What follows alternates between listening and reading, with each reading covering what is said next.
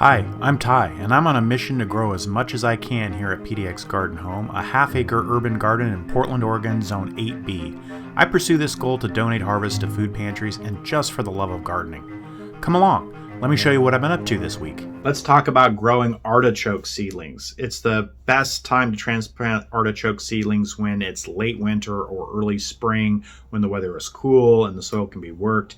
This will allow the seedlings to establish roots before the hot summer arrives. I don't really have any more space for artichokes, but I love growing them, so I still do it every year. The first step is to germinate the seeds. I start in 6-cell seed trays with my potting mix, and I sow the seeds on the surface.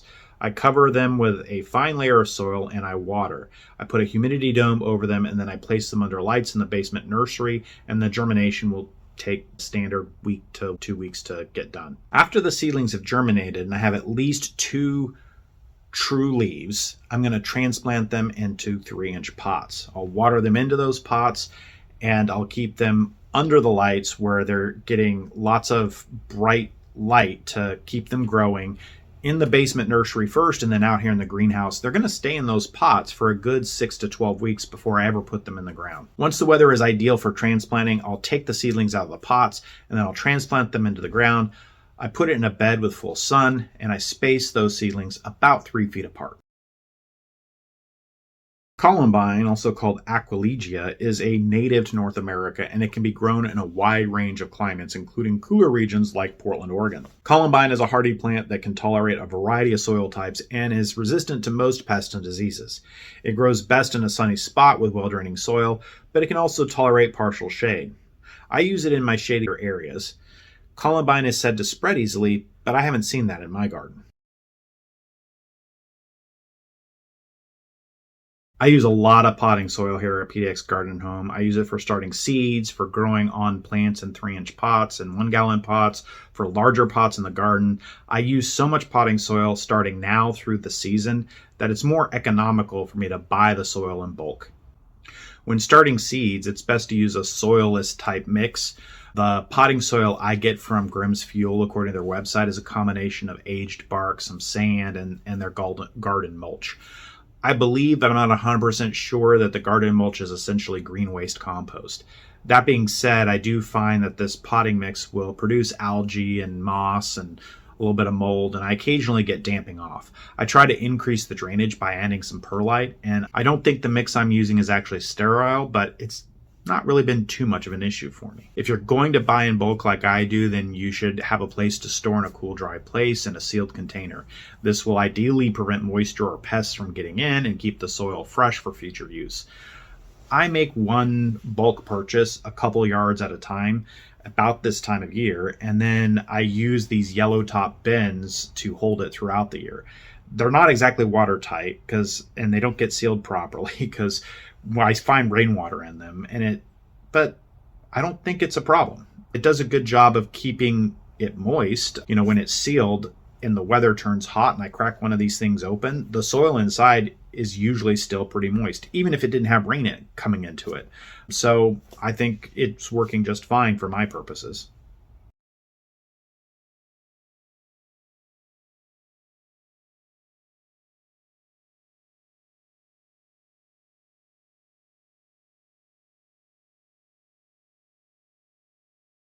Lisianthus Astoma grandiflorum is a really beautiful flowering plant to me. It can add a touch of elegance really to the garden.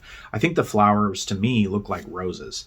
They come in a range of colors including white, pink, purple, and red. Lisianthus is often used in bouquets and arrangements. Lisianthus is said to be a cool season annual flower that grows best in temperatures between 60 degrees and 70 degrees Fahrenheit. It can tolerate warmer temperatures, but it may not perform as well, and it may be prone to more pests and diseases. If the temperature gets too hot, the plants will become stressed and may stop blooming. I grew it for the first time last year, and the problem I seem to be having in a long growing season is getting it to bloom. I got small blooms at the very end of the season, like September-ish, but perhaps the reason was too much heat during the summer. Beyond sensitivity to temperature, Lizianthus is a delicate flower that can be challenging to grow for a few reasons. Light requirements. Lisianthus requires full sun to grow well, but too much direct sunlight can cause the flowers to wilt or become discolored. So it's important to find that right balance of light for the plants. Another challenge is watering. Lisianthus requires consistent moisture, but not to be waterlogged. Overwatering can lead to root rot, while underwatering can cause the flowers to wilt or become stunted. It's important to keep the soil consistently moist, but not waterlogged, and to be mindful of the drainage. Pests and diseases. Lisianthus are susceptible to a number of pests and diseases, such as aphids, whiteflies, and powdery mildew. Identifying and treating any issues as soon as they arise is crucial to getting these plants from seed to flower. Lisianthus, in terms of timing, is a slow grower, so it takes a bit longer for it to mature than some other flowers, which is the problem that I saw. Propagation. Lisianthus is not easily propagated by seed, which is what I'm doing. My understanding is that many growers use cuttings, which can be difficult to root and grow as well. What I see some other flower farmers do, I'm not a full-on flower farmer, but just looking at them for expertise, they get starts from other people who have expertly grown them or got them started and germinated and all that, and then they grow from there. Here in Portland, Oregon, the climate is considered to be a temperate marine climate, which means it's typically mild winters and cool summers. Well, not so much all the time. Our growing season, which runs from April to October, Lisianthus should do well, but I haven't cracked the code. The cultivar may make a difference. I'm not sophisticated enough with my Lisianthus growing yet to know the difference in cultivars. My strategy is to start the seeds as early as possible in their lights and to give them the longest growing season I can. Perhaps I should have even started these seeds earlier, like in December. Well, I love to grow petunias, and I grow them from seed because I'm growing a lot of them. And the thing to keep in mind when you're looking at the seeds is different petunias have different characteristics, such as wave petunias that are great for hanging baskets or multiflora petunias, which are usually more suited for garden beds. And I just grow a bunch of different varieties because I'm still learning. I prepare seed trays with my potting mix, and I gently press the seeds into the surface of the soil. I don't cover the seeds with more soil because petunia seeds actually need light to germinate. I water the seed bed before I put the seeds on the soil or in the tray. That way I don't overhead water with the seeds because I don't want the seeds to wash away because they're going to be on the surface and to get the light. Petunia seeds will germinate in warm temperatures from 60 to 70 degrees Fahrenheit. They take about 7 to 14 days to germinate, and that's perfect for the conditions in my basement nursery. Once the seedlings have been germinated and their first true leaves are out, then I'm going to transplant them to individual pots, 3-inch pots, because they have a longer growing season and they're not going to be ready to be in the ground yet. They're going to be too big for my 6-cell trays, and I need these individual pots to give them room for their roots to grow and develop. I don't do the typical hardening off routine with my plants. Once they're in the small pots, I'll eventually move them to the greenhouse, and at that time the light conditions that are in here are still low with overhead clouds and rain, and they naturally just get exposed to more and more sun in this greenhouse as we head into spring because the clouds will clear and it'll become lighter out, and it just works well for me, and I don't have to do the whole move them inside outside routine. When transplanting petunia seedlings outdoors, it's important to wait until the weather is appropriate. And so that's going to be here when there's no more frost. Petunias are sensitive to cold weather, and transplanting them before the soil is warmed up and the weather stabilized is just going to cause stunted growth and not as good flowering. My general rule of thumb is to wait until the nighttime temperatures are consistently above 50 degrees Fahrenheit and all the danger of frost is past. For my garden, that means late spring, some into early summer. What am I doing here? Well, I'm building a compost bin out of spare lumber. You might use extra lumber you have lying around. For me, I'm using the wood from old pallets that I've pulled apart.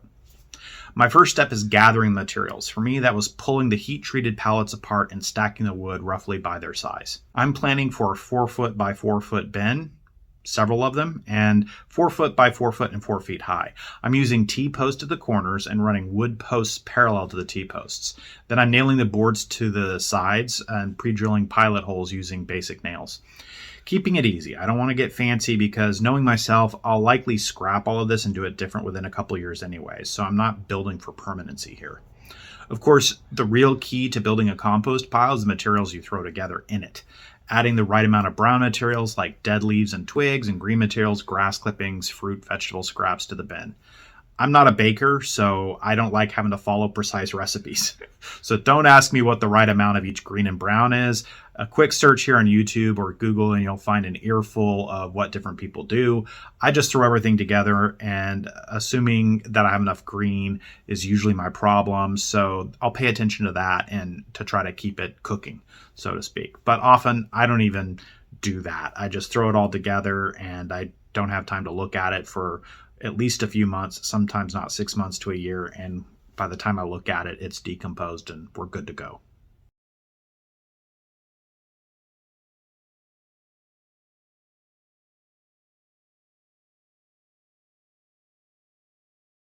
Well, I'm excited to show you how I start snapdragons. It's one of my favorite flowers to grow. I haven't quite figured out if they're perennial or not. They are, I've seen them categorized that way, but I feel like they don't come back quite as vigorous for me after the first year growth. So I go ahead and plant new seeds every year. Different varieties of snapdragons have different characteristics, such as tall or dwarf snapdragons. I grow some of each. I fill the same 6-cell trays I use for everything with potting mix, and then I gently press the seeds for snapdragons into the surface of the mix. These are small seeds, so I cover with just a fine layer of soil. And as I do with most seeds, I put a humidity dome over it until they germinate. Snapdragons will germinate best at warm temperatures around 70 to 75 degrees Fahrenheit and usually take 7 to 14 days to germinate. But some varieties may take a little longer. The basement nursery here stays about 65 to 75 degrees Fahrenheit, but I've been able to germinate my snapdragons here in prior years, no problem. Once the seedlings have germinated and they have their first true leaves, they're ready to be transplanted in individual pots. I'll use 3-inch pots for this. Like my other plants, I move the pots into the greenhouse where they can harden off by virtue of the days getting lighter and the cloud cover that we have around here clearing as we progress into spring. Loveliness is technically a perennial flower that belongs to the family Asteraceae. It's known for its kind of daisy-like flowers. It has a central disc, petal-like ray florets that come out of it, and they come in various colors such as white and pink, purple and red. Similar to the snapdragons, Loveliness is said to germinate best at warm temperatures around 70 to 75 degrees Fahrenheit. It usually takes 7 to 14 days to germinate, but I just use my 65 to 70 degree basement nursery. I learned to love Loveliness when growing them the first time. I got this sweet, soapy smell that made the garden beds just smell fresh and clean where they were at. And I remember kind of walking around the corner and being like, oh, what is that? And realizing that that was coming from these wonderful flowers. So I've been chasing that experience to try to recreate it ever since that I did that a couple of years ago. Eggplants are one of my favorite things to grow. I've grown them in the greenhouse in prior years, and I've gone crazy filling the greenhouse with eggplants last year. Unfortunately, for all the growing I did, the eggplants in the greenhouse had only a modest harvest, while what I planted outside did just as well. So this year, they're all going outside. When picking your seed for eggplants, keep in mind that different varieties of eggplants will have different characteristics. Look for things like the size, the shape, the color of the fruit. Choose a variety that best suits your needs and the space you have. This year, I'm growing a Japanese long purple eggplant type called Rolandia, which will be my classic version style of eggplant. Prosperosa, which is a roundish eggplant, Rosa Bianca style. That's purportedly an Italian heirloom. And the Millionaire eggplant, which is an Asian-style eggplant I've grown before that's highly productive. There's several varieties that I've grown in the past, but I'm not growing this year, but you might consider. White eggplants, they're similar in size or shape to the classic variety, or sometimes they're a little smaller or thinner, but they'll have a creamy white skin. They sometimes have a milder flavor than the purple varieties, or a little bit less bitter and also less seedy. Black Beauty is that big classic black, shiny black outside with a creamy white inside. And then the fairy tale eggplants, I love these. They're small, little cylindrical type plants.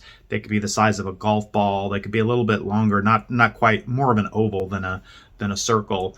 But they look great on the plant. They're easier to grow in a smaller space, like a patio on a pot, that kind of thing. I plant my eggplant seeds in 6-cell trays in January. I've done this already. And then I pot them up to pots when they're big enough.